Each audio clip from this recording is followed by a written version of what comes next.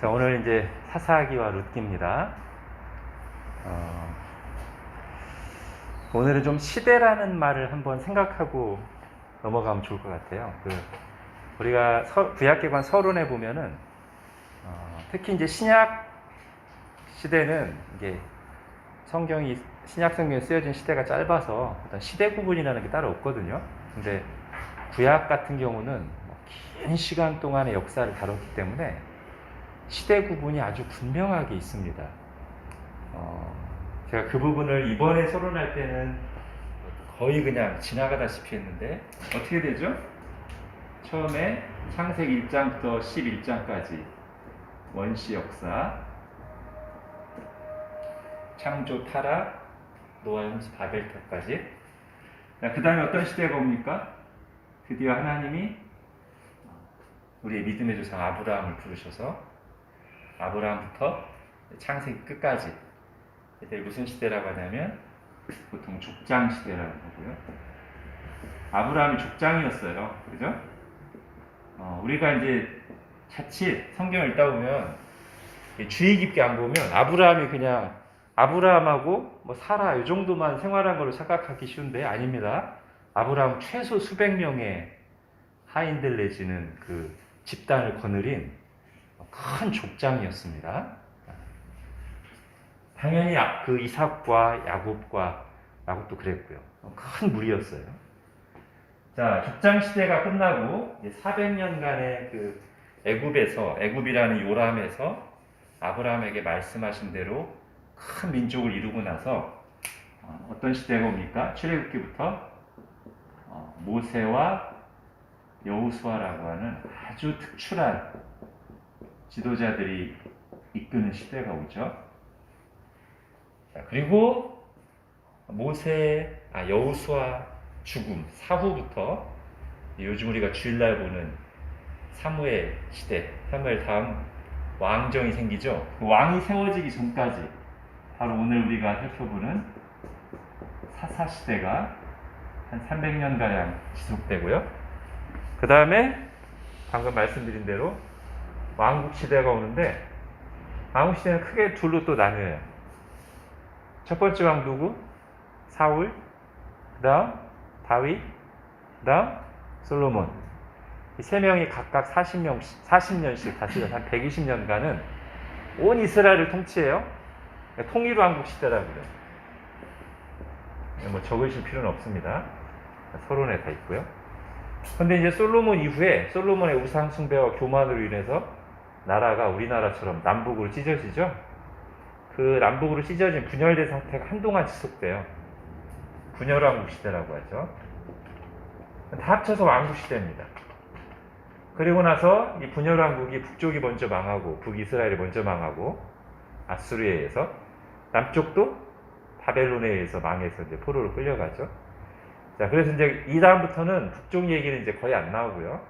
남쪽 유다를 중심으로 이야기가 전개되는데 그 바벨론에서 포로로 끌려간 시대, 말 그대로 포로 시대. 그리고 구약 성경의 마지막은 70년간의 포로 생활 끝에 하나님이 예레미야에게 약속하신 대로 스룹바벨을 통해 에스라를 통해 느헤미야를 통해 다시 하나님의 백성들을 회복시키시죠. 포로지에서 귀환하게 합니다. 그래서 포로 귀환 시대라고 이렇게 시대 구분이 분명하게 나눌 수가 있어요. 자, 그런데 우리가 잘 생각해 보면요, 보통 우리가 제가 지금 쭉 하면서 아마 느끼셨을 수도 있어요. 이런 말 별로 제가 안 쓰죠, 그죠? 설교할 때는 성경 공부할 때 이런 말 잘 안 쓰니까 제가 지금 잘 생각이 안 나실 거예요. 족장시대란 말도 들으면 그래 족장시대 하지만 별로 잘 안 써요. 여기도 마찬가지고요. 성경 공부나 설교할 때 가장 많이 시대라는 말을 붙이면서 가장 많이 사용하는 게 여기입니다. 사사시대는 아마 많이 들어보셨을 거예요. 그렇죠? 사사시대. 이 시대라는 말을 붙이기에 가장 적절한 때가, 그리고 우리가 가장 많이 또 사용하는 때가 이 시대입니다. 바로 오늘 우리가 이제 배울 시대인데, 제가 시대 얘기를 좀 하려고 그래요. 요게 이제 구약 역사에서 좀 독특한 시대입니다. 왜냐하면 이미 이때 이제 큰 민족이 형성돼서 땅 지역까지 차지했어요. 그러니까 어느 누가 봐도 땅과 큰 민족이 있는 어엿한 나라인데 정치 시스템이 없어요. 상당히 좀 독특한 겁니다. 무슨 족장 중심의 연합체든지 블레셋처럼, 아니면 그야말로 뭐 절대 왕정인 왕이 있든지, 아니면 오늘날처럼 무슨 민주주의 이런 대의 정치가 있든지 없어요. 이때는 아예 그냥 공식적인 정치 시스템이 없어요. 그냥 풀어놨어요. 여호수아 죽고 나서 다 여호수아 때, 지난주 우리 여호수아는 성취의 시대라고 했죠. 아브라함에게 주신 언약대로 큰 민족을 이루고 내가 너에게 땅을 주리니, 약속의 땅에 들어왔어요. 평화가 임했어요. 다 됐어요. 그 다음에는 그냥 내버려둬요. 그러니까 이게 이제 잘 되면 굉장히 좋은 거예요. 아무런 그런 인위적인 장치 없이 그냥 각자가 하나님을 직접 마음으로 섬기면서 자율적으로 타면서 정말 이상적인 시대가 될 수 있는데, 이제 오늘 우리가 보는 것은 이상적일 것 같지만 사실은 이스라엘 여러 역사 시대 중에서 제일 어두운 시대 중에 제일 혼란스러워요. 뭔가 이 시대가 특징. 자, 시대라 그러기 전에 시대. 여러분, 지금 우리도 어떤 시대에 살고 있죠, 그죠? 우리는 다 시대에 살아야 돼요. 근데 여러분, 이 시대가 어떤 시대인지 딱 이렇게 잡히시나요? 그런 사람은 정말 시대를 앞서가는 선각자 정도 되는 아주 소수의 특별한 사람 말고는요, 자기 시대를 분명하게 분별하시는 사람은 거의 없습니다. 우리가 어느 정도 분별하고 느끼는 건 뭐냐면, 시대가 아니라 세대예요.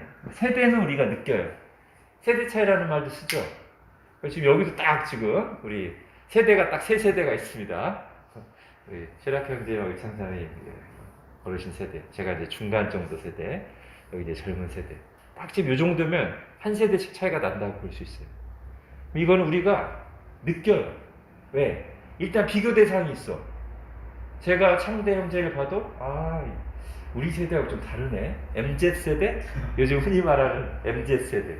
요즘 세대는 이렇구나. 아마 이제 최락 형제와 의창사님도 저를 볼 때나 창대 형제를 볼 때, 우리 때하고 틀려.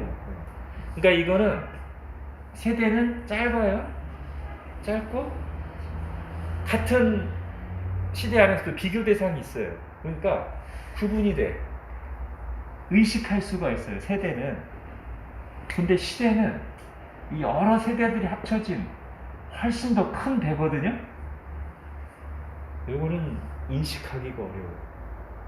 지금 내가 어떤 시대고 이 시대가 지금 어떻게 흘러가는지를 큰 그림으로 보기가 참 쉽지 않아요. 그러니까 비유하자면 이런 거예요. 아주 큰 배, 사람이 한 요 정도 되거든요. 여기에 지금 최락 형제 유창훈자매님 세대가 있고요, 제 세대가 있고 창대 형제 세대가 있어요. 그러니까 서로 구분이 되고 아웅다웅하면서 구분이 돼요. 이렇게 다르구나, 서로 그렇게 해요. 근데 이런 여러 세대들이 합쳐진 요 시대라는 배는 지금 같이 타고 있어요. 사실 우리 다 같은 시대 사람이잖아요, 그죠? 같은 시대 정신, 같은 시대 문화의 영향을 받고 있어요. 사실은 세대 차이가 크게 보이지만 사실은 세대 차이보다 어떤 더 크고 중요한 어떤 시대 정신, 어떤 큰 배의 영향을 함께 받고 있어요. 예를 들면 이 앞에 조선 시대라든지 시대. 근데 이 시대는 인식하기가 어렵다. 그 말은 우리가 영향을 받고 있으면서도 분별하기가 어렵다. 어떻게 해야 될까요? 사실 시대를 완전히 초월할 수는 없어요. 하나님 우리에게 주신 한계예요. 시대를 초월할 수는 없어요. 대신 한 두 가지 정도 이 시대에서 어느 정도 깨어있을 수 있는 방법이 있어요. 하나는 뭐냐면 이걸 인식하는 거예요. 내가 지금 이 시대의 정확한 특징을 모르더라도 나도 지금 이 시대의 큰 배에 타고 있어. 이거를 늘 의식해서 지금 내가 다 맞다고 생각하는 게 꼭 아닐 수 있어요. 이거를 그냥 일단 전제하고 가는 거예요. 이걸 보통 안경에 비유합니다. 우리 시대는 빨간 안경이라고 하죠. 우리는 다 지금 빨간 안경이라는 시대 안경을 쓰고 있어요. 그러면 이 안경을 내가 벗을 수 없어요. 내 뜻대로. 그렇기 때문에 기본적으로 빨갛게 보여요. 그럼 우리가 처음 분별하는 방법 중에 하나는 내가 지금 기본적으로 빨간 안경을 쓰고 있기 때문에 기본적으로 빨갛게 보여. 그거를 그래도 의식을 하고 있는 거예요. 이게 첫 번째. 또 하나 뭐가 있을까요? 좀 이 시대를 약간 분별할 수 있는 또 하나. 많은 사람들이 별로 안 좋아하는 과목이긴 하지만 역사를 공부하는 거예요. 역사. 그러니까 왜 시대가 분별하기 어렵냐면 세대는 아까 말씀드렸죠? 지금 서로 다른 게 눈에 보여요. 시락키님이 저 보기에 고 목사님도 우리 때랑 다르게 저렇게 생각하시고 이게 보여요. 저도 창대 형제 MZ세대의 특징이 보여요. 시대는 안 보이잖아요. 근데 볼 수 있는 방식 중에 하나가 조선시대의 문화와 그런 걸 잘 드러낸 책이나 영화 같은 걸 딱 보면은 어느 순간 특히 역사 고증이 잘 된 드라마를 보면은 저 시대는 저렇게 했네? 그걸 느낄 수 있어요. 근데 요즘에 드라마들의 문제가 뭔지 아세요? 다 이 시대의 가치관으로 해석을 해서 그 사람들이 조선시대 옷을 입고 있고 그 사람들 대하는 방식이 마마하면서 조선시대 그 형식은 다르지만 그 사람들 실제로 관계하고 대화하는 방식이 오늘날 사람하고 똑같아요. 그러니까 사실 저희가 눈에 잘 안 띄어요. 근데 오히려 그런 거 말고 정말 옛날 책 그리고 옛날 고전 같은 걸 딱 보면 사람이 대화하는 방식이 우리랑 틀려요. 생각하는 방식이 굉장히 다른 이질적인 걸 느껴요. 그걸 볼 때 이때는 그랬구나 라고 이제 인식할 수 있어요. 왜 고전이 좋냐? 고전이 바로 이걸 보여줘요. 우리 시대를 보게, 조선시대만 보게 해주는 게 아니라 조선시대의 좋은 고전을 보다 보면 저거랑 비교해서 우리 시대를 어느 정도 느끼게 해줘요. 마치 제가 최락 형제님이나 창대 형제를 보면 저 세대는 저랬고 저 세대는 저랬고 나는 그렇구나라고 인식할 수 있듯이 역사를 공부하면 다른 시대를 잘 배우면 지금 내 시대를 그래도 어느 정도 의식할 수 있게 돼요. 여러분 성경책은 역사책입니다. 일종의. 물론 그게 전부는 아니에요. 하나님의 영원한 시대를 뛰어넘는 계시의 책이지만 동시에 지금 우리와 한참 떨어져 있는 몇백 년, 1000년, 2000년 전의 역사를 기록하고 있어요. 그래서 성경은 일반 역사책보다 이 시대를 분별하기에 더 좋아. 왜냐하면 그 시대의 특징도 보여주는 동시에 거기에 무엇이 문제였는지 올바른 해석까지 덧붙여진 책이 성경이에요. 일반 역사책들은 그냥 역사 이야기만 다루고 있어요. 성경은 그 시대에 일어났던 실제 일, 역사에다가 플러스 하나님 관점의 해석까지 곁들여져 있기 때문에 지금 우리 시대를 분별하기에 딱 좋아요. 제가 하필 왜 지금 사사이 룻기를 하면서 이 말씀을 드리냐면 지금 우리 시대와 제가 볼 때는 그리고 또 많은 목사님들이 말씀하세요. 지금 우리 시대와 굉장히 유사한 특징을 가진 시대가 사사시대다. 이렇게 얘기하기 때문에 지금 오늘 우리가 스스로는 인식하기 참 어려운 그러나 역사 이야기자 그 역사를 하나님의 관점에서 해석한 내용인 이 사사시대를 잘 우리가 주의 깊게 보면 이 모습이 바로 지금 우리와 비슷한 모습이란 말이지. 여기서 어떤 처방전 내지는 우리를 바라보게 해주는 등불을 발견할 수 있어요. 우리 시대랑 비슷하다.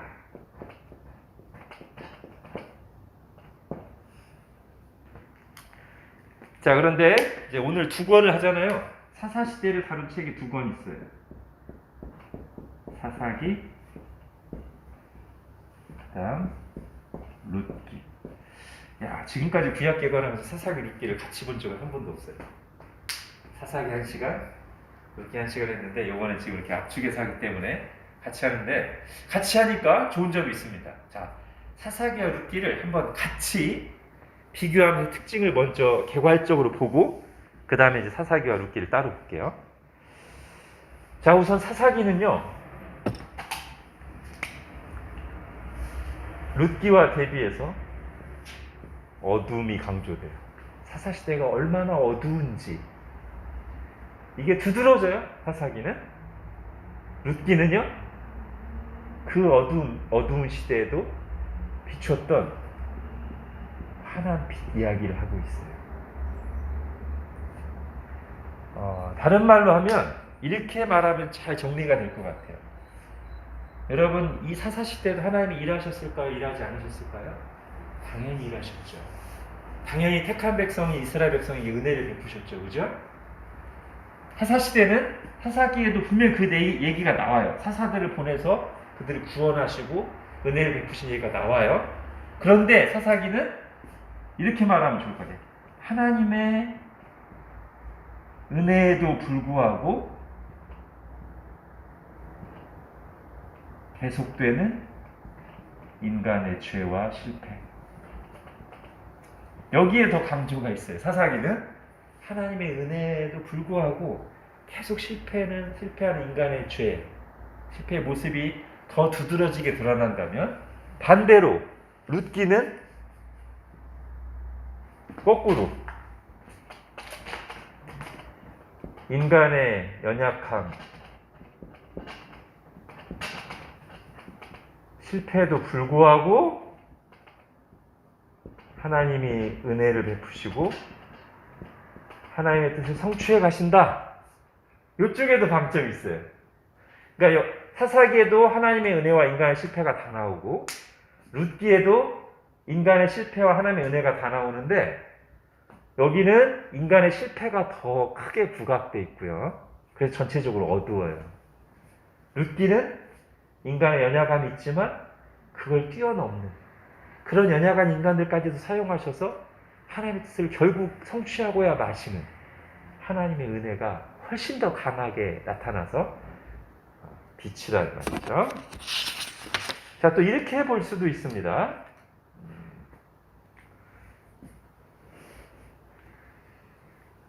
이거 좀 이따가 하죠. 자, 그래서 이제 사사기와 룻기를 차례로 볼게요. 먼저 사사기. 자, 사사기는,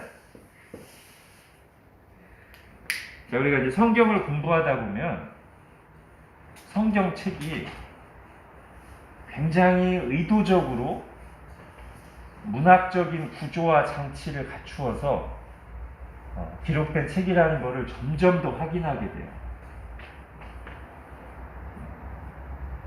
그러니까 사사기를 쓴 사사기 기자가 누군지 우리가 정확히 몰라요. 그죠? 누군지 모르지만 아무튼 하나님의 영감을 따라서 이 사사기를 쓴 사람이 사사기를 쓸 때 다 영감을 받아서 막 일필휘주로 1장부터 막 20절 이렇게 쓴 게 아니고 아주 계획적으로, 자, 앞부분에 뭘 쓰고 중간 부분에는 어떤 걸 쓰고, 자, 그 다음에 마지막에는 어떻게 마무리해야 되겠다, 이거를 아주 의도적으로 구조를 정밀하게 갖춰서 사사기를 썼다는 거죠. 다른 책들도 다 마찬가지예요. 사사기는 아주 분명하게 3등분이 됩니다. 대략적으로 1, 2장까지 서로 개괄적으로 사사시대가 왜 이렇게 어두워졌지? 이것 때문이야 라고 간단하게 얘기해요. 그리고 다음 3장부터 16장까지, 우리가 사사기 하면 보통 여기를 생각하죠. 요즘 표현으로 하면 사사열전이라고 해야 될까요? 사사 한 명씩 이야기가 쭉쭉쭉 나와요. 사사들을 통한 구원 이야기.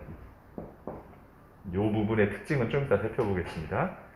그리고 이 이야기를 온니엘부터 삼손까지 딱 마치고 나서 마지막 17장부터 21장까지 부록 부록이라고 하죠. 성경인데 부록이라고 해도 좀 이상한데 에피소드. 여기 이제 시간 순서대로 돼 있어요. 1, 2회부터 3소까지 시간 순서대로 쭉 가다가 여기는 시간 순서대로 된 게 아니라 16장 다음 이야기가 17장이 아니라 요 앞부분, 요 중간쯤 어딘가 시대에 있었던 두 개의 사건을 마지막에 딱 실어주고 있어요. 왜? 이 앞에서도 이미 사사시대가 얼마나 실패하고 죄를 반복했는가를 보여줬지만 다시 한번 사사시대가 얼마나 죄로 물들었는지 그리고 뭐가 문제인지 그걸 보여주려고 뒤에다 부록 2개를, 에피소드 2개를 집어넣었어요. 이게 사사기의 구조입니다. 자, 전체가 시간 순서대로 된 거 아닙니다. 시간 순서대로 된 건 16장 삼손까지예요. 17장은 21장은 삼손 얘기보다 훨씬 더 앞의 시대예요. 아마 뭐 기도원 전후일 수 있어요. 아마 정확히 몰라요. 그리고 우리가 좀 이따가 볼 룻기도 삼손 때보다 조금 앞에 얘기일 거예요.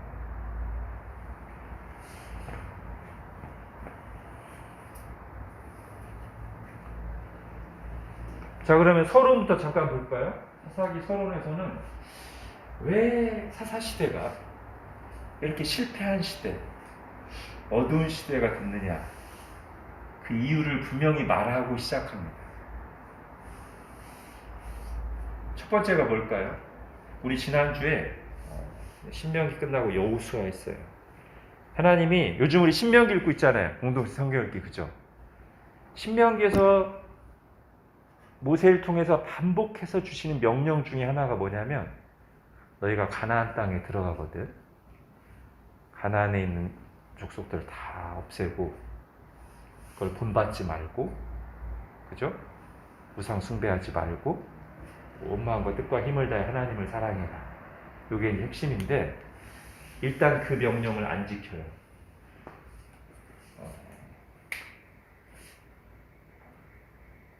불완전한 신종.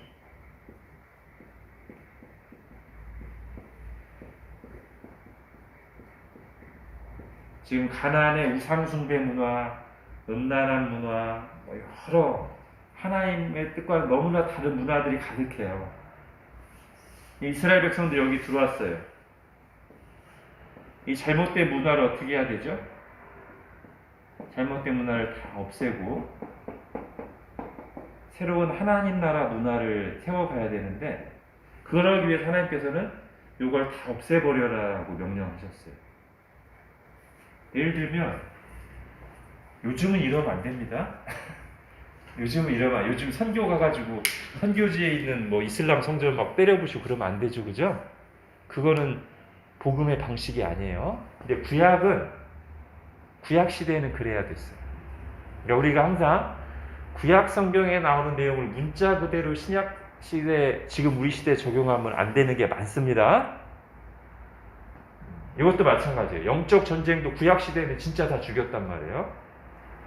오늘날 복음 전하는 사람이 그렇게 하면 돼요, 안 돼요? 불교에 있는 사람, 아예 불교에 있는 사람 다 죽여버리고, 이슬람에 있는 사람 다 죽여버리고, 그러면 돼요, 안 됩니까? 절대 안 되죠? 사랑으로 복음을 전해야 되잖아요. 이걸 그대로 가져오면 안 돼. 그러나 이때는, 이 시대에서는, 이 시대의 하나님의 뜻은 심판의 관점에서 이걸 다 없애버려야 됐어요. 여기에 가면 이 사람들이 섬기다고 또 우상의 막 건물들이나 문화들이 많이 있을 텐데 다 그거 부셔버리라고 했어요. 그래서 이거에 전혀 영향받지 않도록.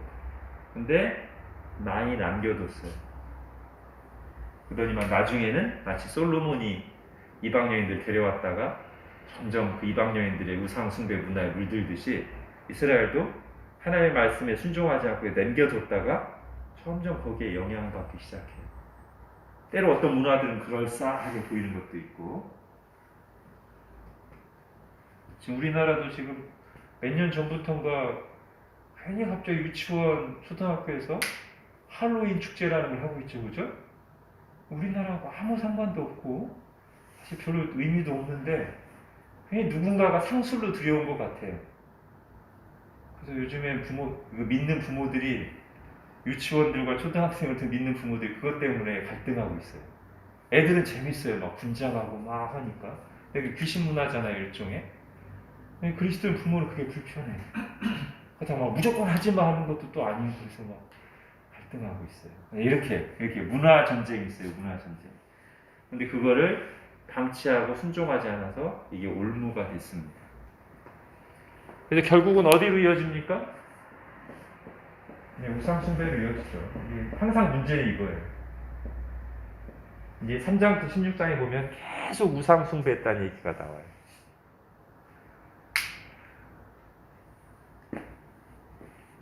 자, 그 다음에 이 부분을 보겠습니다. 이 부분은 우리가 조금 주의 깊게 볼 필요가 있는데요. 글쎄요,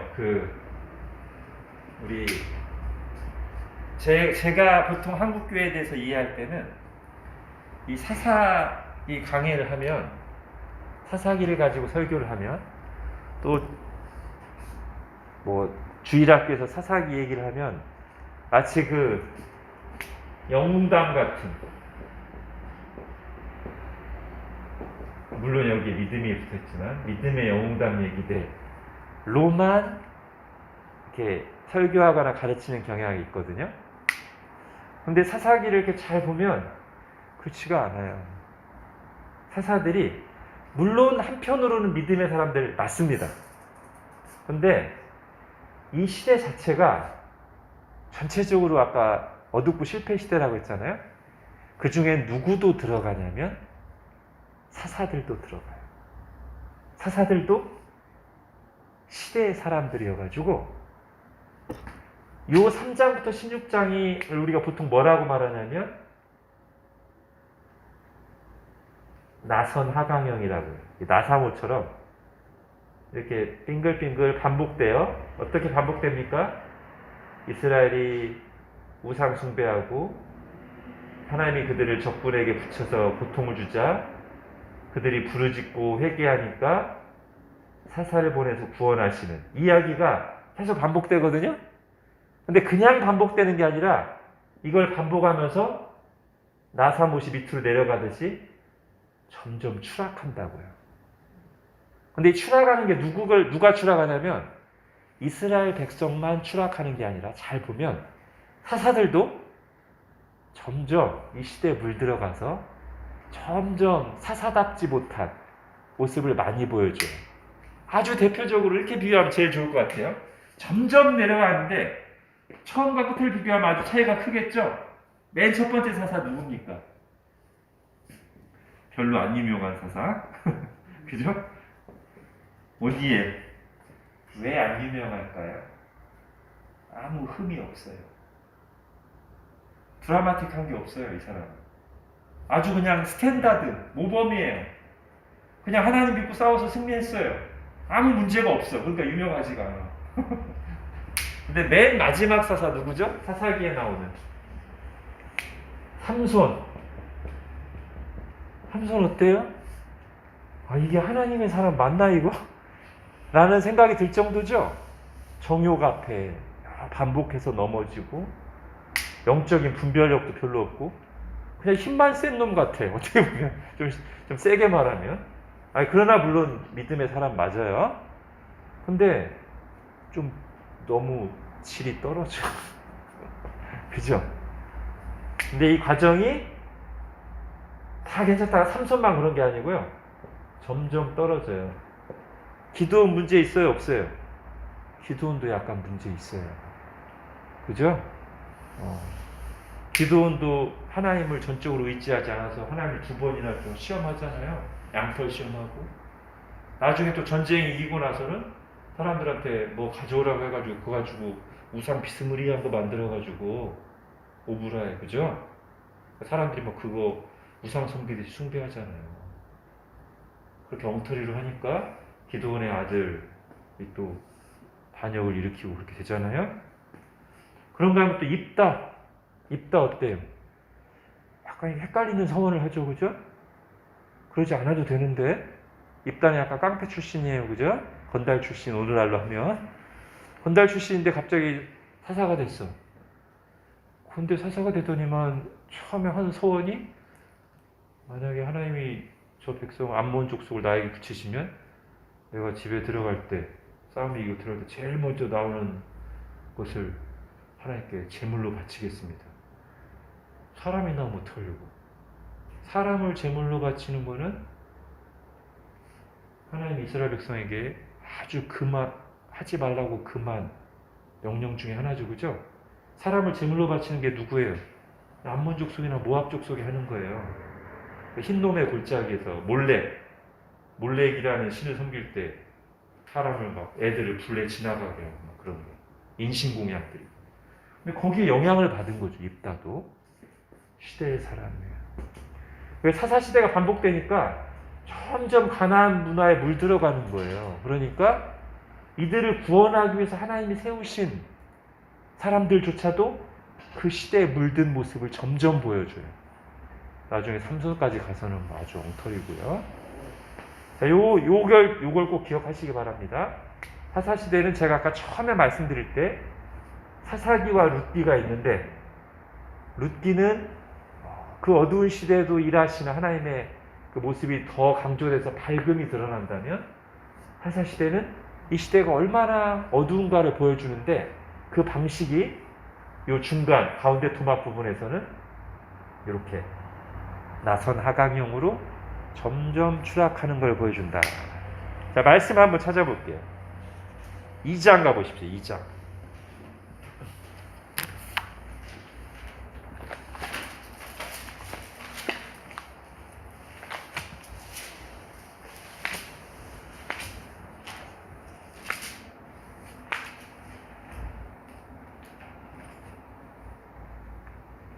사사기 2장.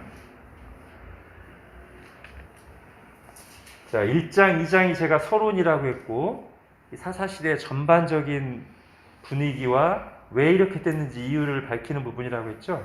이 서론 부분에서 이 나선 하강형 구조를 어느 정도 암시하는 내용이 담겨 있어요. 이미 볼게요. 사사기 2장 18절 19절 18절부터 제가 읽겠습니다. 여호와께서 그들을 위하여 사사들을 세우실 때에는 그 사사와 함께 하셨고, 그 사사가 사는 날 동안에는 여호와께서 그들을 대적의 손에서 구원하셨으니 이는 그들이 대적에게 압박과 괴롭게 함을 받아 슬피 부르짖음으로 여호와께서 뜻을 돌이키셨음이거늘, 그 사사가 죽은 후에는 그들이 돌이켜 그들의 조상들보다 더욱 타락하여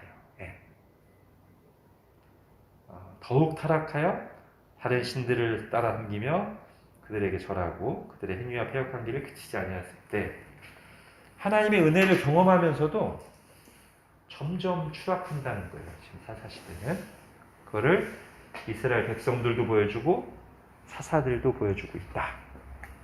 그렇게 보시면 되고요. 자, 그 다음에 이제 부록으로 가보겠습니다. 부록. 여기는 여러분이 교재를 읽으셨을 거라고 제가 생각하고 다른 내용을 말하지는 않겠습니다.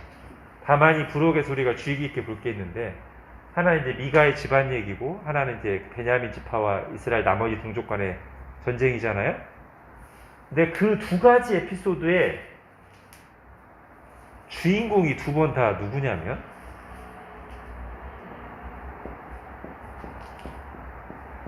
레위인이라는 거예요.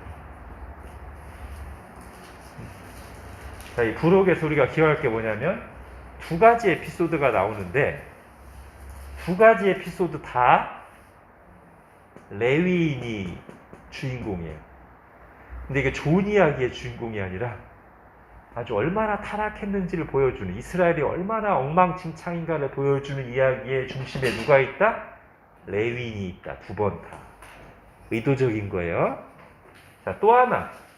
이 부록 이야기에서 우리가 잘 보면 이 앞에 여기 사사들을 통한 구원 이야기와 구별되는 게 하나 있습니다. 뭐냐면 여긴 지금 다 하나님이 이스라엘 백성을 정신 차리게 하시려고 징계하셔서 깨닫게 하시려고 주변 가나안 민족들, 이방 민족들을 통해서 이스라엘에 고난을 주셨고 사사들이 나타나면 바로 그 이방 민족들과 싸우는 거잖아요. 구도가 이스라엘 대 이방인 구도예요. 여기서는. 근데 이 부록에서는요 이방인이 안 나와요. 근데 싸움 이야기는 두 에피소드 다 나와. 누구끼리 싸울까요? 이스라엘끼리 싸워요.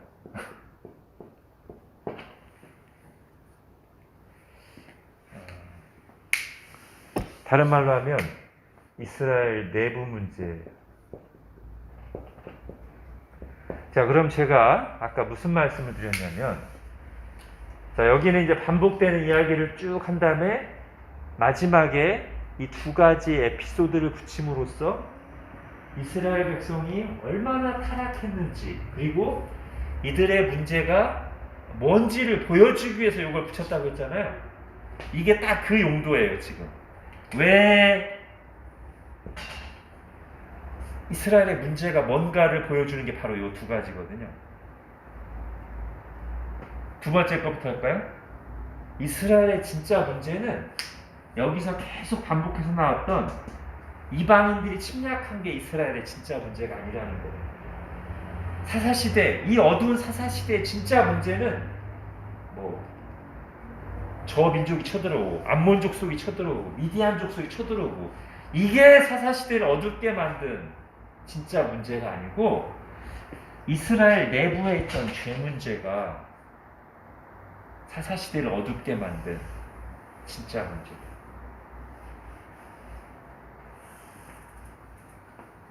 또 하나는 왜 레위인을 등장시켰을까요? 레위인이 어떤 사람이에요? 구약시대 우리 지난주까지 모세율법 5경하고 그 다음에 여호수아까지 했어요. 레위인은 어떤 사람이죠? 이스라엘 12지파 중에서도 특별히 구별돼서 성전에서 봉사하는, 그죠? 하나님을 다른 걸 다 내려놓고 하나님을 직접 섬기는 이스라엘을 대표해서 그 하나님을 섬기는 일을 하는 사람들인데 바로 그 사람들이 이 타락의 핵심에 있다는 것은 이스라엘의 문제는 하나님과의 관계 문제고 영적인 타락이라는 거예요. 그 영적인 타락이 현상적으로 여러 가지 윤리적인 타락으로 나올 수 있어요. 그러나 근본적으로는 하나님과의 관계가 깨진 영적인 타락이 더 우선적이다. 그게 바울이 로마서에서 말한 거기도 해요. 여러분 로마서 1장을 한번 가보십시오.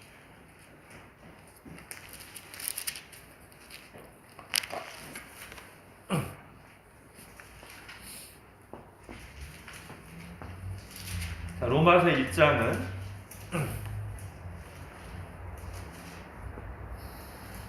로마서 1장 18절부터 끝까지는 말하자면 이제 유죄의 판결서예요. 모든 인류를 향한 유죄의 판결서. 인간의 죄가 뭔가를 쭉 열거한 건데 이 순서가 중요합니다. 18절부터 32절까지가 유죄 판결서인데 중간에 24절부터 보세요. 24절부터 보면 어떤 성적인 타락, 그죠? 그 다음에 이제 28절, 29절 이하에 보면 일반적으로 우리가 다 죄라고 말하는 불의, 탐욕, 시기, 살인, 분재 뭐 이런 게 나오잖아요. 근데 그 앞에 그런 죄들을 열거하기 전에 그 앞에 더 우선적인 죄, 이런 모든 죄들이 나오게 된 더 근원적인 죄가 18절부터 23절까지 나옵니다. 그게 뭐예요? 그 중심에 21절 있죠. 하나님을 알되 하나님을 영화롭게도 아니하고 감사하지도 아니하고 오히려 그 생각이 허망하여지며 미련한 마음이 어두워졌나요? 이거예요. 그러니까 인간에게 왜 이런 시기와 살인과 분쟁과 여러 관계의 고통들, 지금 저기 뭐 러시아, 우크라이나 일어나는 그런 죄들, 이런 뭐 한국 사회 있는 엽기적인 범죄들 이런 게 다 죄예요. 왜 인간이 이렇게까지 됐는가? 근원적으로 따라 올라가면 하나님과의 관계가 깨졌기 때문에. 그게 이제 성경이 말하는 방식인데 어떻게 보면 사사기도 이 에피소드를 통해서 그걸 보여주고자 하는 거예요. 이 사사시대가 어두웠던 것은 막 외적이 쳐들어오고 여러 가지 고통이 있었지만 사실은 이스라엘의 죄 문제고 외부의 문제가 아니라 내부의 문제고 그 죄 문제라는 것은 이 레위인을 통해서 보여주고자 하듯이 하나님과의 관계가 깨진 영적인 죄의 문제다. 이거를 분명하게 보여주려는 것이죠. 그래서 어두워요. 하나님과의 관계가 깨지면 어두워요. 일단 내면이 어둡고요. 결국 그것은 어떤 모양으로든지 외부적으로 어떤 상황이 되면 나타나게 돼 있어요. 사사기가 그걸 보여줘요. 자, 그래서 사사기까지만 보면 참 중간에 하나님의 구원 이야기가 있긴 하지만 사사기만 보면 참 어둡고 소망이 없어 보여요. 자, 사사기 하나만 더 하고 가야 될 것 같아요. 근데 이 부록에서 이렇게 이제 에피소드를 통해서 아이들의 문제가 뭐다라는 걸 얘기하면서 여기에 굉장히 독특한 관점을 하나 또 보여주죠. 우리가 사사기 하면 떠오르는 게 뭐예요? 그때 이스라엘에 왕이 없으므로 각자 자기 소견을 옳은 대로 생각해요. 한마디로 사사시대는 왕이 없는 시대. 야, 이건 또 사사시대의 특징을 성경이 뭐라고 표현합니까? 왕이 없는 시대. 자, 이게 무슨 의미일까? 이걸 이제 우리가 생각해야 돼. 이 왕이 없다라는 말이 무려 저 에피소드에 4번이나 나와요. 찾아볼게요. 보통 우리가 두 번을 생각하는데 잘 보면 4번이에요. 사사기 17장 볼게요. 우리가 2번이라고 알고 있는 이유는 그때 이스라엘에 왕이 없으므로 각자 자기 소견에 옳은 대로 행하였더라. 이 전체 문장은 2번이에요. 그런데 왕이 없다는 얘기는 4번 나와요. 자, 사사기 17장 17장부터 21장까지가 부록인데요. 자, 먼저 17장 6절입니다. 자, 초반부에 이야기를 딱 시작하다가 17장 6절에 우리가 잘 아는 그때에는 이스라엘에 왕이 없었으므로 사람마다 자기 소견에 옳은 대로 행하였더라. 그죠? 그 다음에 좀 지나다 보면은 18장 1절에 가보세요. 18장 1절에 가면 그 중에 앞부분을 한 번 더 얘기합니다. 이 앞부분이 사실 핵심이거든요. 그때 이스라엘에 왕이 없었고. 또 19장 1절도 가보세요. 그 얘기를 한 번 더 해요. 이게 이제 굉장히 중요한 거거든요. 사사기에서는.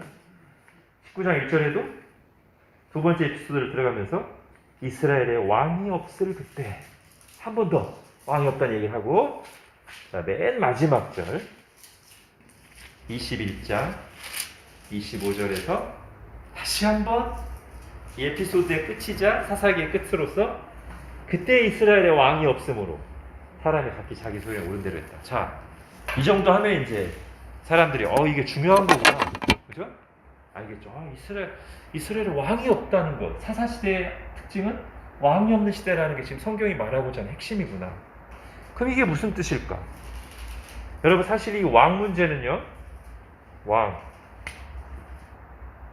성경의 핵심 주제예요. 다른 말로 하면 누가 왕인가? 이게 성경이 처음부터 끝까지 묻고 있는 핵심 질문 중에 하나예요. 우리에게. 누가 왕인가? 개인을 향한 질문이기도 하고 인류를 향한 질문이기도 합니다.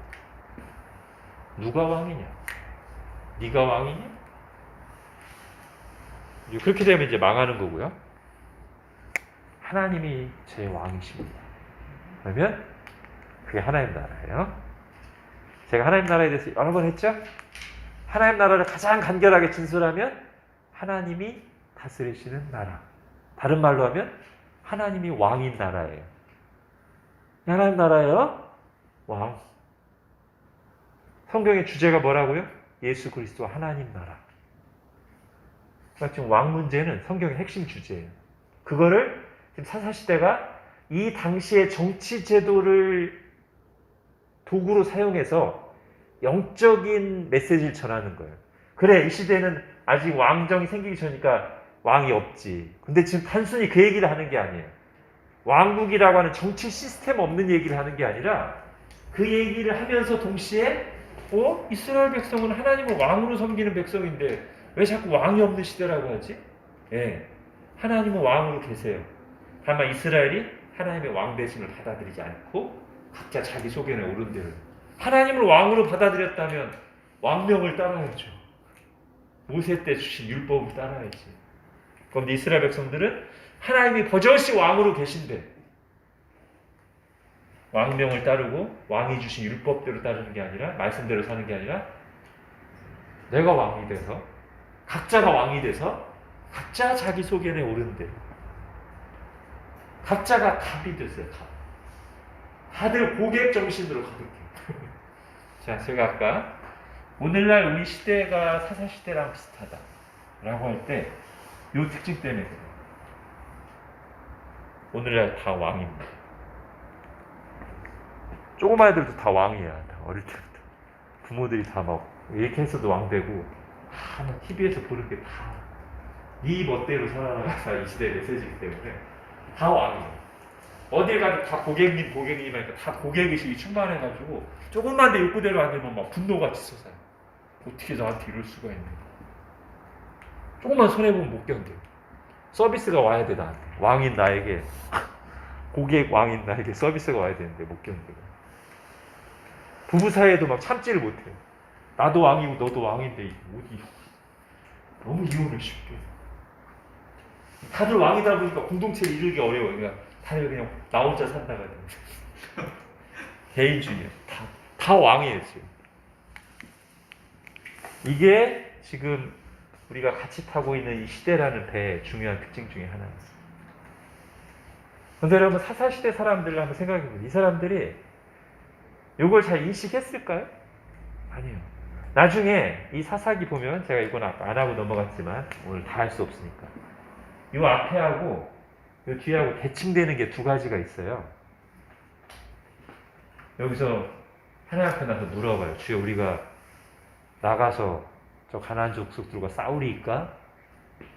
여기서는 마지막 두 번째 에피소드에서 동족 상잔의 비극이 일어나서 하나님 우리가 가서 베냐민 족속과 싸우리이까? 뭔가 달라졌죠, 그죠? 비슷하지만 당연히 가나안 족속과 싸워야죠. 여기는 근데 동족과 싸우리이까 물어보고 있어요. 비극이죠. 또 하나 대칭되는 게 있어요. 2장에 보면 하나님이 이들의 우상 숭배로 와서 선지자가 딱 와서 이렇게 딱 책망하니까 이들이 울어요. 여기도 두 번째 에피소드 베냐민 족속을 거의 진멸시키고 나서 왜 우리에게 이런 일이 일어났습니까? 울어요. 똑같은. 차이가 뭐게요? 여기는 자기의 죄를 깨닫고 우는 거예요. 여기는 왜 운다고요? 왜 우리에게 이런 일이 일어났습니까? 울어요. 그러니까 사사시대가 어두우니까 막 온갖 엽기적인 범죄나 비극들이 많이 일어나잖아요.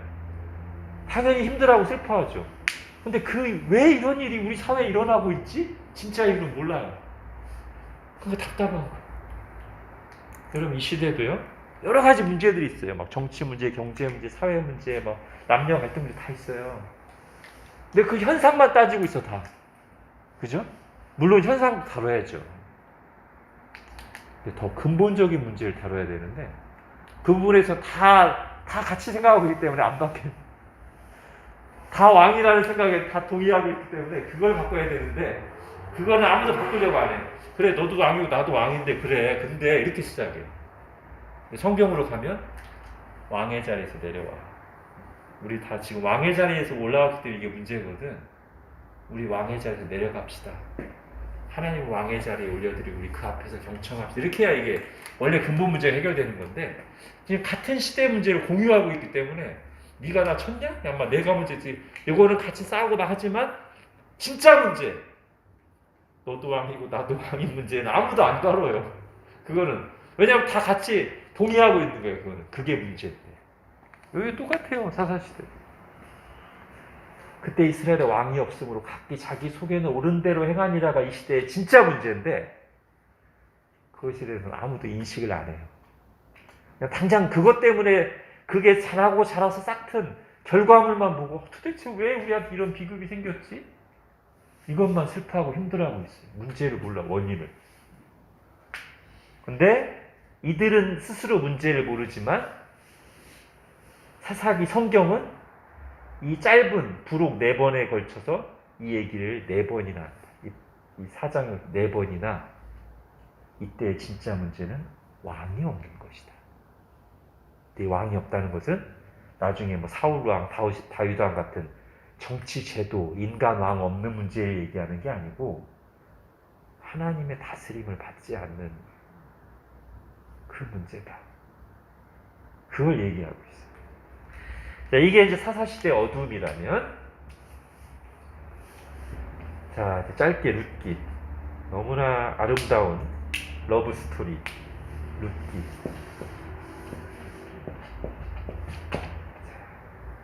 룻기에서 바로 요 문제에 대한 해답을 보여줘요. 한 2가지 방식으로 보여줍니다.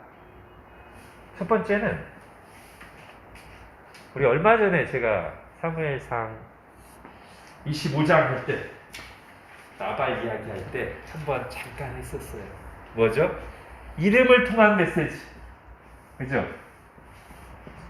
여러분, 룻기는 분명히 이름을 가지고 우리에게 메시지를 전하는데요. 그게 어떤 메시지냐면 요 얘기예요. 요거 왕 얘기. 어떻게? 지금 이 룻기 1장에 보면 어떤 가문이냐면 이게 어떤 가문의 이야기냐면 남편 아비멜렉, 아내 나오미엘. 자, 요 가문이 이제 결국 이스라엘을 상징하는 건데 이 가문이 거의 몰락의 지경에 있다가 마지막에 이제 룻과 보아스를 통해서 다시 이 가문이 회복된 이야기잖아요. 근데 이 아비멜렉이라는 거는 아주 분명해요, 뜻이. 이게 아부, 히브리어로 아부가 아버지예요. 아부. 아브라함이 무슨 뜻이죠? 열국의 아버지잖아요, 그죠? 라함, 많은 민족의 아부, 아버지. 아비멜렉. 엘리멜렉. 죄송합니다. 잘 짚어주셨습니다. 그렇죠. 아비멜렉이 아니라 엘리멜렉이죠. 큰일 날 뻔했네. 그래, 왜 아버지가 왜 나와, 여기서? 하나님이 나와야지. 멜렉이 왕이에요. 멜렉이 왕. 엘리는, 엘이 보통 하나님이죠, 엘. 이가 붙으면 나의, 그렇지, 나의. 엘, 하나님. 엘이, 나의 하나님. 아까 한 거 하죠, 그럼. 아부, 아버지. 아비, 나의 아버지. 단, 재판장. 단이 하면 나의 재판장. 엘, 나의 재판장은 하나님이시다. 이런 식으로. 나의 하나님이 왕이시다. 엘리멜렉 그런 뜻이에요. 나의 하나님이 왕이시다. 하나님 또는 나의 하나님이 왕이시다. 자, 저런 고백이 사실 누구의 고백입니까? 나의 하나님이 왕이시다가 하나님의 백성들의 고백이죠. 말하자면 이 고백을 하는 사람들이 누구냐면 이스라엘이에요. 엘리멜렉이라는 고백이 살아있는 사람이 이스라엘, 곧 하나님의 백성입니다. 그러면 그 결과가 뭐예요? 하나님 나라의 특징인 나오미가 기쁨이라는 뜻이잖아요. 그죠? 하나님 나라의 특징인 기쁨이 오게 돼 있어요. 하나님이 왕으로 통치하실 때. 근데 나오미가 뭐라고 고백해요? 엘리멜렉이 죽고 나서 나 이제 나오미라고 하지 마. 말하라고 해.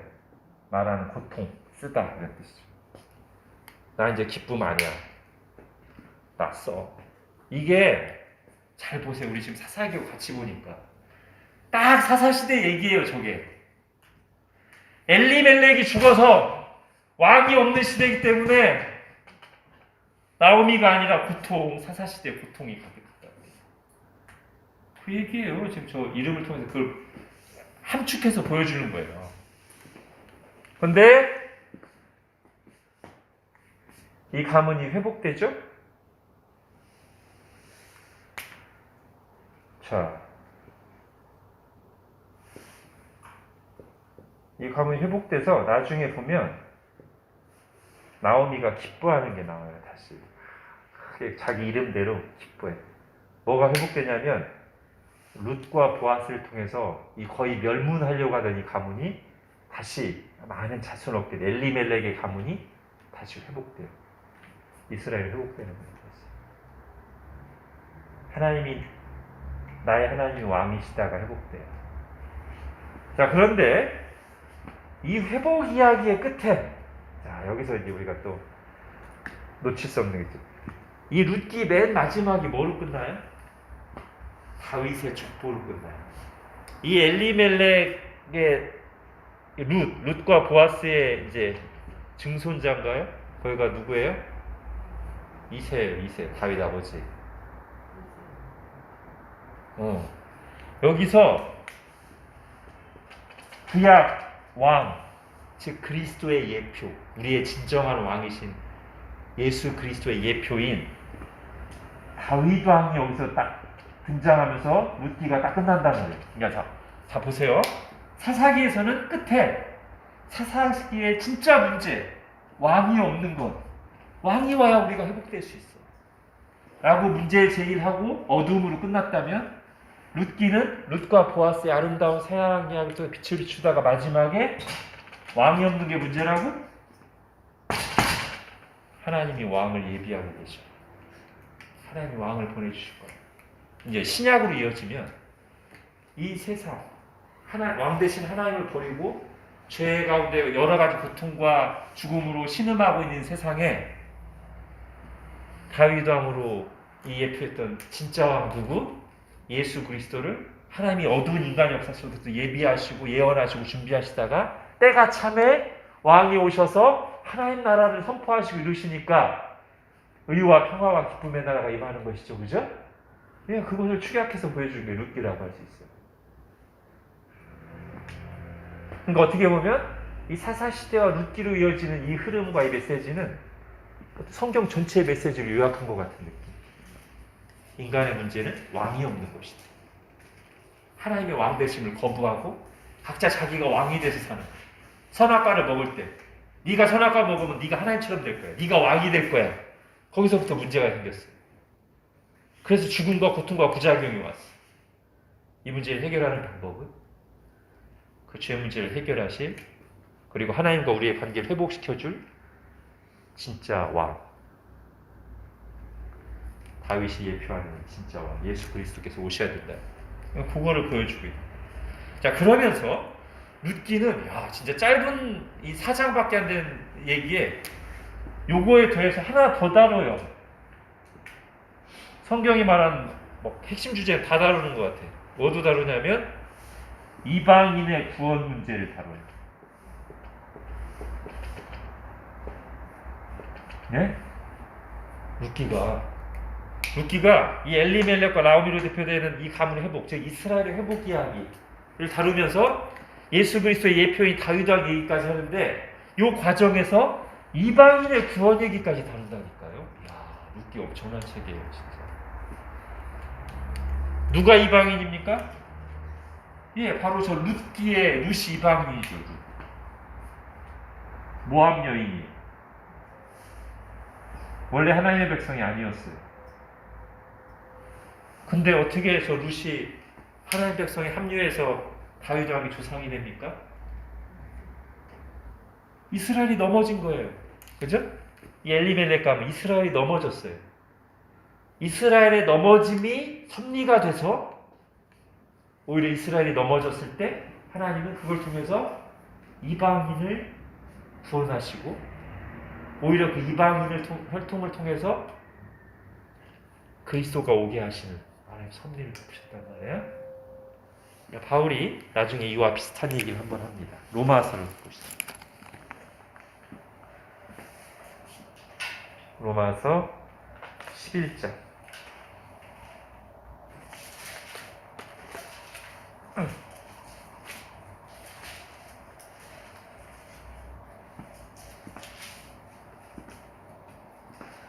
로마서 9장부터 11장까지는 하나님의 구원 경륜, 하나님의 구원 계획의 큰 그림을 보여주는 거잖아요. 1장부터 8장까지는 믿음으로 구원받는다는 얘기, 복음 얘기하고 9장부터 11장까지는 하나님이 어떻게 온 인류를 구원하시는가, 이스라엘부터 시작해서 온 인류를 구원하시는가 구원 계획을 얘기하고 12장부터는 그럼 이제 구원받은 우리가 어떻게 살아야 되는가를 얘기하는 건데, 자, 그 하나님의 구원 계획을 얘기하는 로마서 11장에 11, 12절 보세요. 11, 12절. 그러므로 내가 말하노니 그들이 넘어지기까지 실족하였느냐? 그럴 수 없느니라. 그들이, 여기서 그들은 이스라엘이에요. 그들이 넘어짐으로 구원이 이방인에게 이르러 이스라엘로 시기남에 함이니라. 그들의 넘어짐이 세상의 풍성함이 되며 그들의 실패가 이방인의 풍성함이 되거든. 하물며 그들의 충만함이. 여기서 바울이 하나님의 어떤 놀라운 섭리를 얘기하고 있어요. 즉 원래 하나님은 이스라엘을 통해서 하나님의, 우리가 구약 성경을 볼 때 하나님의 교훈적인 계획은 뭐였냐면 이스라엘이 먼저 구원을 받고요, 이스라엘이 그 역할을 잘 감당해서 하나님의 은혜가 이스라엘에 차고 넘치고 흘러서 이방인들에게도 하나님의 구원이 흘러가서 온 민족이 구원받는 거였어요. 그죠? 이렇게 되는 게 이제 제일 좋은 방법이었는데, 실제 역사는 어떻게 일어나냐면 이스라엘이 실패해요. 이스라엘이 차고 넘치고 자기 역할을 잘 감당해서 이방인이 구원받는 게 아니라 어느 순간 이스라엘이 넘어져요. 하나님의 은혜를 담지 못하고. 그럼 어떻게 돼요? 하나님의 은혜가 이스라엘을 채우고서 이방인으로 가는 게 아니라 이렇게 가요. 이렇게.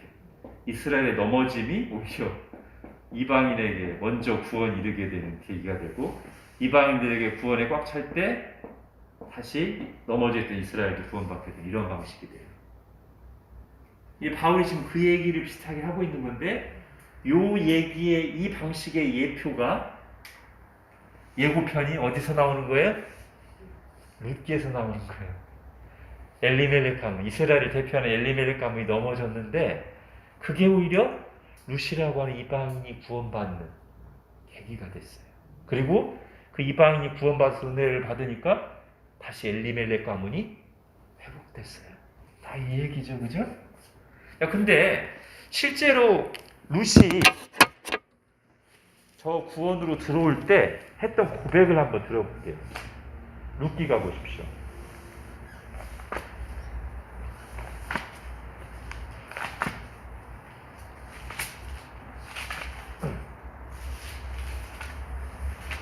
룻이 구원받는 과정에서 그 과정을 묘사한 성경의 그 묘사를 보면 연상되는 사람이 있어요. 자, 우선 1장 15절부터 볼게요. 룻기 1장 15절.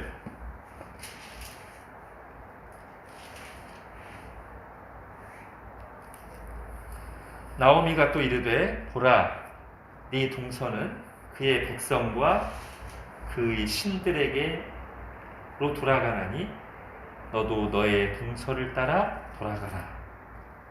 그러다 이제 돌아가지 않았죠, 그죠? 그리고 이제 시어머니 나오미를 따라서 오는데, 그거에 대해서 나중에 2장 가보세요. 2장 11, 12절. 보아스가 그런 룻에 대해서 이렇게 말합니다. 2장 11절. 보아스가 그에게 대답하이르되 네 남편이 죽은 후로 네가 시어머니에게 행한 모든 것과 내 부모와 고국을 떠나 전에 알지 못하던 백성에게로 온 일이 내게 분명히 알려졌느니라. 그리고 하나님이 아브라함을 부르실 때 너의 고향, 친척, 아버지의 집을 떠나 내가 내게 지시할 땅으로 가라.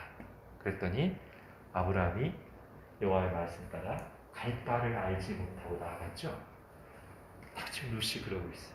룻이 자기 고향, 친척, 부모의 집을 떠나 하나님만 바라보고 알지 못하는 곳으로 나아왔어요. 그죠? 아브라함하고 똑같이 룻도 그렇게 우상 세계를 떠나서 하나님의 품으로 나아온 것이죠.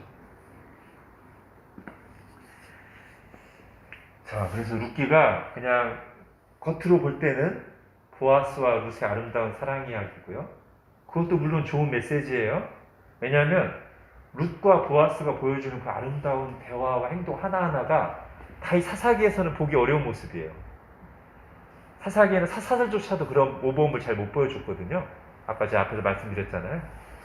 근데 룻과 보아스는 행동 하나하나가 다 신앙적으로 모범이 될 만한 행동들이에요.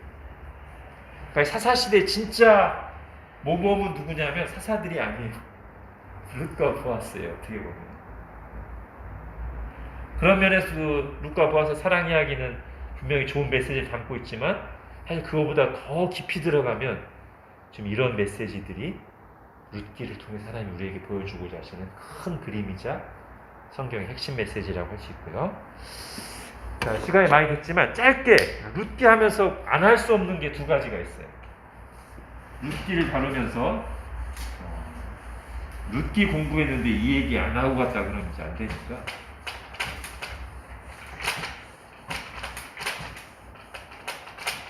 쉬운 거부터. 첫 번째, 룻기 하면 섭리가 빠질 수 없죠. 자, 특히 그 섭리가 가장 대표적으로 나오는 게 어디입니까? 2장 3절 가보십시오. 2장 3절.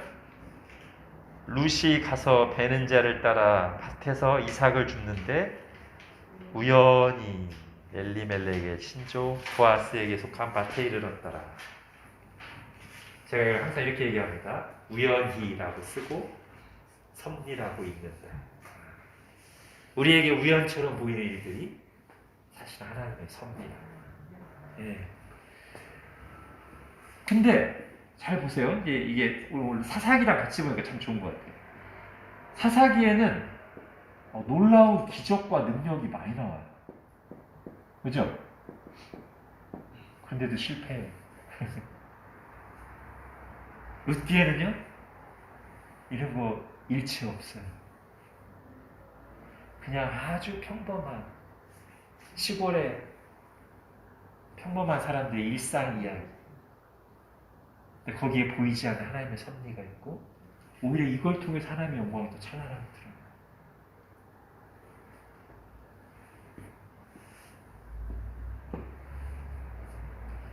물론 우리가 이걸 무시하면 안 됩니다. 이걸 통해서 하나님의 영광이 드러나 하나님이 분명히 우리에게 이걸 베푸실 수 있으니까 무시하면 안 돼요. 근데 하나님이 일하시는 방식은 요거와 요게 다 있는데 이걸로 하시든 하나님이 기뻐하시는 것은 인간의 능력이나 이런 게 아닙니다. 능력 많은데 별로 하나님 기쁘시게 못했잖아요. 삼손 능력으로 따지면 짱이죠. 삼손 은사로 따지면 삼손이 제일 많은 은사를 가진 사람. 탁월한 범접할 수가 없어요. 다른 사사들하고 제일 형편없었어요. 하나님을 기쁘시게 하는 은사가 아닙니다. 은사는 하나님 주시는 거예요. 은사가 나쁘다는 뜻이 아니라 그 은사를 어떤 마음으로 사용하느냐가 하나님을 기쁘시게 할 수도 있고 아닐 수도 있어요. 그죠? 우리 하나님이 각자에게 재능을 주시기도 하고 지식을 주시기도 하고 재물을 주시기도 하고 건강을 주시기도 하고 여러 가지 주실 거예요. 주셨어요. 감사해야 되죠. 뭐든지 다 감사하면 돼요. 중요한 것은 그걸 감사하느냐 그리고 그걸 어떤 마음으로 어떻게 사용하느냐. 아무리 많이 가졌어. 삼손처럼, 솔로몬처럼 많이 가지면 뭐예요? 그거 가지고 교만해지고 죄 짓고 다니고 하나님 영광 드러내지보다 본인도 비참해지고 룻과 나오미처럼 별로 뭐 받은 것도 없는 것 같고 평범하게 살지만 그 속에서 하나님의 섭리의 도우심을 겪으면서 하나님께 쓰임받는 것이 복된 거 아니겠습니까? 자, 두 번째, 자, 룻게 약간 어려운 개념이 나오죠.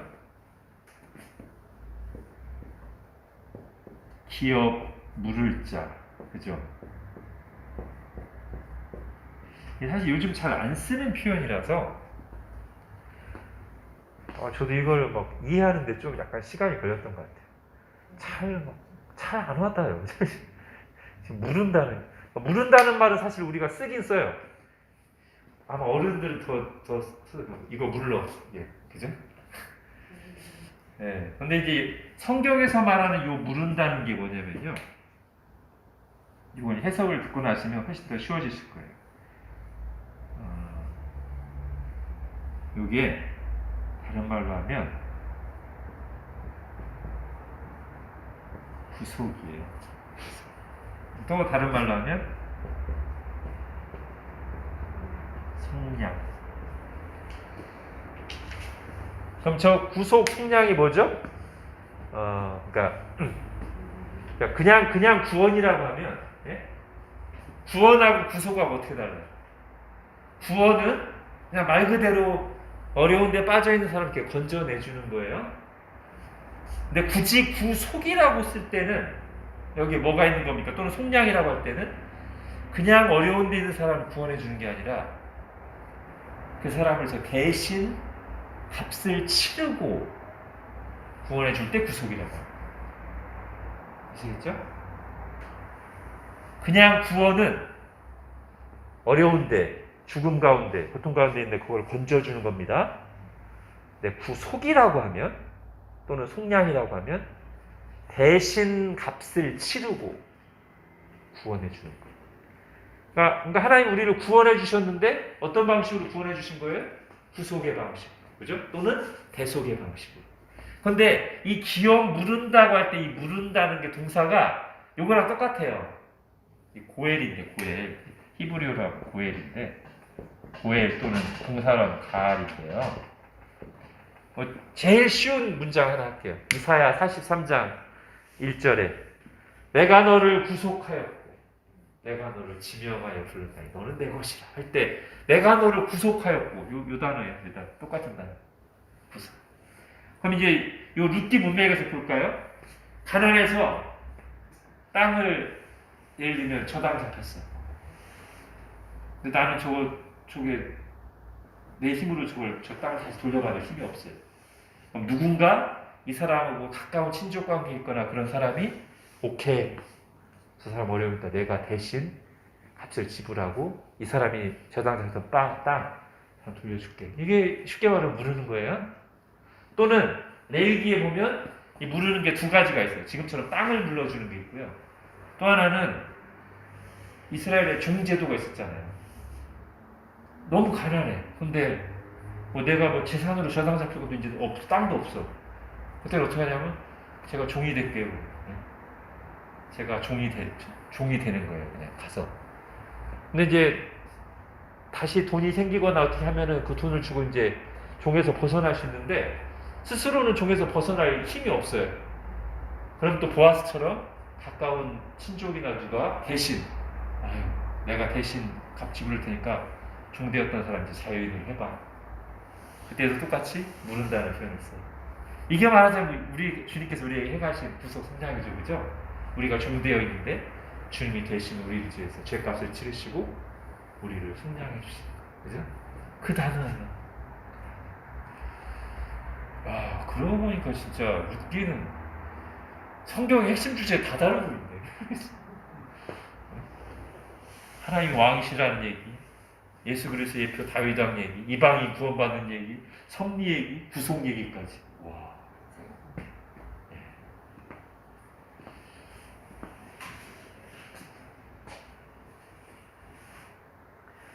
네, 정리하겠습니다.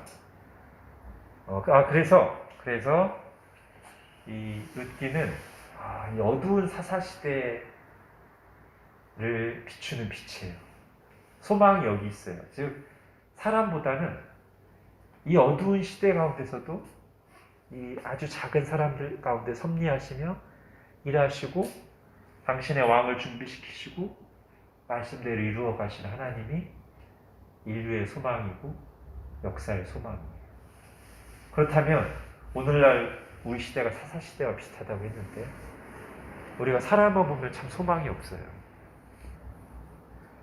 그러나 우리가 분명히 믿을 수 있는 것은 지금 이 시대에도 하나님은 일하고 계십니다.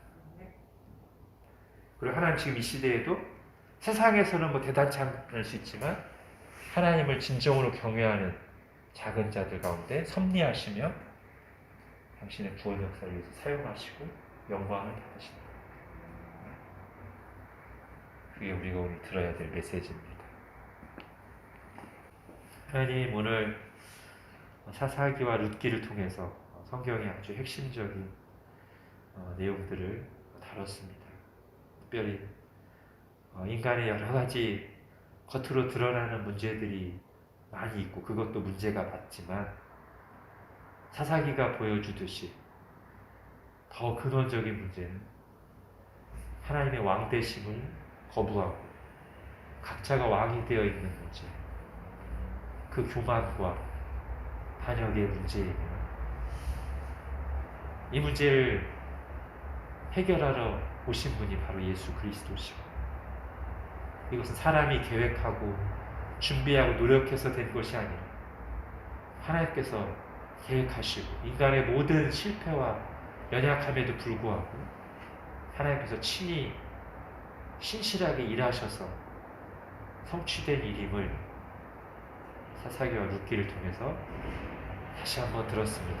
저희 시대가 사사시대와 비슷하다고 했는데 하나님 저희도 이 시대의 사람인데 이렇게 말씀을 들으면서 조금이나마 분별해서 이 시대에 그대로 물들고 아무 생각 없이 끌려가는 것이 아니라 순간순간 내가 정말 이 시대 속에서 어떻게 하나님의 백성으로 살아야 될지 고민하고 기도하고 말씀 앞에 자신을 돌아보며 나아가게 하시고 또 지금 이 어두운 시대에도 그리고 나의 모든 연약함에도 불구하고